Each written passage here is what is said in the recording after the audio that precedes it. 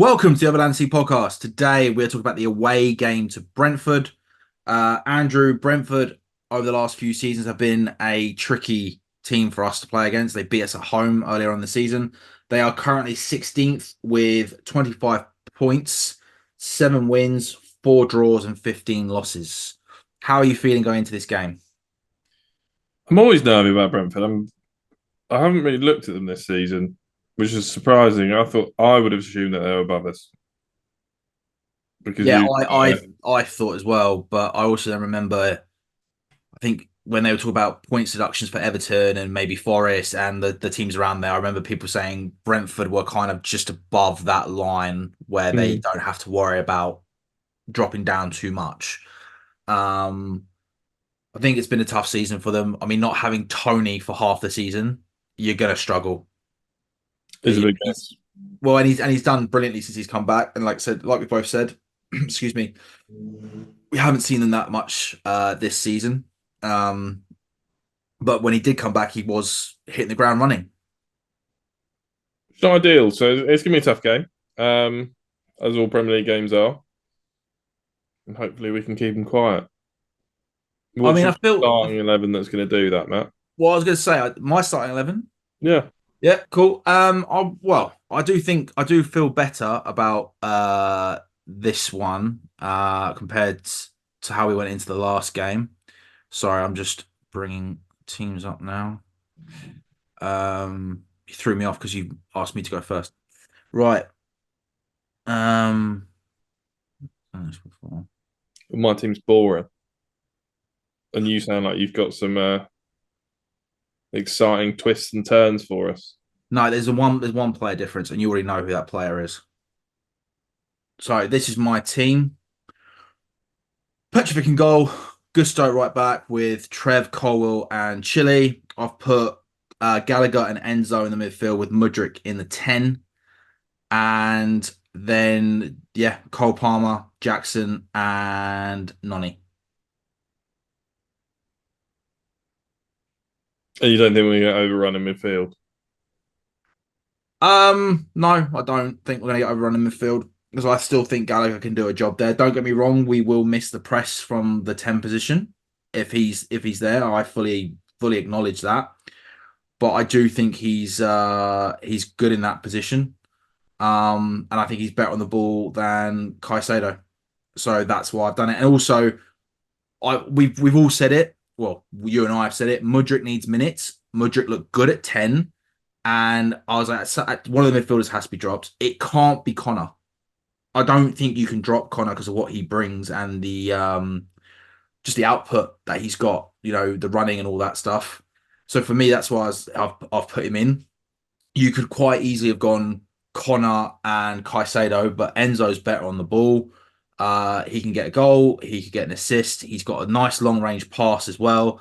So I just felt like he offered a bit more there. Granted, I know you're going to say he's not probably as good as tackling, but either way, I was like, maybe if you do it this way, you then change it for another game and you do Connor next to Caicedo with Mudryk in 10 if he carries on that form. It's just trial and error. This is a trial and error season for us. It'd be good to sort of see what's what really. Um, but yeah, that's what I've gone with because I just feel like Mudryk needs minutes, and if he's had a good game, I just don't think dropping him is going to do anything for his confidence. So I felt like Mudryk had to play, and yeah, that's where I've gone with it. Yeah. Difficult to disagree, but I'm going to give it a good fucking go. Right. I I just think our main strength this season has been midfield, which is why I've been quite keen to keep that midfield together. When we've done well in games, we've dominated the midfield, and I think when those three haven't played together, we've looked half the team a lot of the time because we haven't really got control of the midfield. I think there have been times potentially where it was Connor and Enzo further back. I'm just thinking Liverpool was that the start of this season? Start of this season, Yeah. we drew. Um, well, we did still manage to control the midfield, but I just think That was one time, and the rest of the time we just haven't seemed to really have that midfield on lock. So I think that's the best bit of our team, and I don't really want to break it up. No, I agree. I agree that the midfield's probably been the best part of it. I still feel like sometimes it's a bit suspect. I still feel that sometimes there is a lack of cohesion there. And I don't know what that is. I don't know whether that's just because we're playing a better team. I don't know whether it's still that they're getting used to each other to a certain degree, or maybe it is some sort of quality in the fact that we don't have a fully balanced midfield. And that's why I've rotated it a little bit.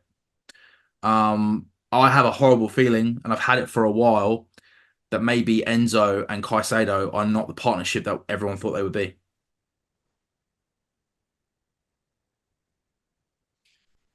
I think that's possible. I think where we end up with problems is where I think Enzo gets a bit selfish. Explain. So I think Enzo doesn't always make the right decision on when to go and when to sit. And I think a lot of the time where we struggle is where he goes forward when Connor's already gone. But Connor's already normally forward. That's what I'm saying. Right. And I think the games where Enzo is a little bit cleverer, doesn't necessarily make those forward as many forward runs off the ball.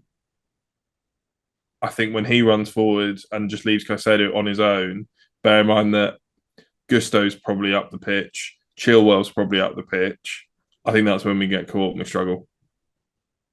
I think that's a fair shout. I don't want Enzo to go too forward. I quite like the fact that he kind of hovers in that midfield space, you know, comes up in like different pockets. But I have said before, I don't like it when they're too far apart because it does cause problems. They have played. There has been some nice link up play when they've been quite close together. Um, but I just feel like he's got a bit more range to his game, and also I think he's a leader in the making. The fact that he is one of the captains that we've used, he's been a captain a few times now when we've needed to because of injuries or giving a player rest because of injuries. Um, and that's another reason why I put him slightly ahead of Caicedo. But yeah, Get a booking at the weekend for Wingen though. Well, in the last game for Wingen. I'm yeah, not sure and he's he's the and he's captain of now the and he's making. I think missing the next round of the FA Cup. So maybe in that game we'll put Connor with Caicedo and we'll put Mudryk in yeah, the field and see because it's against Leicester. So yeah. But other yeah. than that, they're the same team. So, with the injuries that we've got, the players that we've got available, I'm excited to see Trevor and Colwell play together, if that happens. And yeah, Have the boys. your score prediction. Away, I'm gonna go for 2-2 draw. 2 or draw. Yeah, as soon as I was thinking it, I thought no, go with 1-1. But for some reason, 2-2 was there in my gut, so I'm sticking with it. But rather than second guessing, 2-2, Fair? and it's going to be Jackson and Palmer. Jackson and Palmer. Yep, Well, I'm also going to go with Jackson.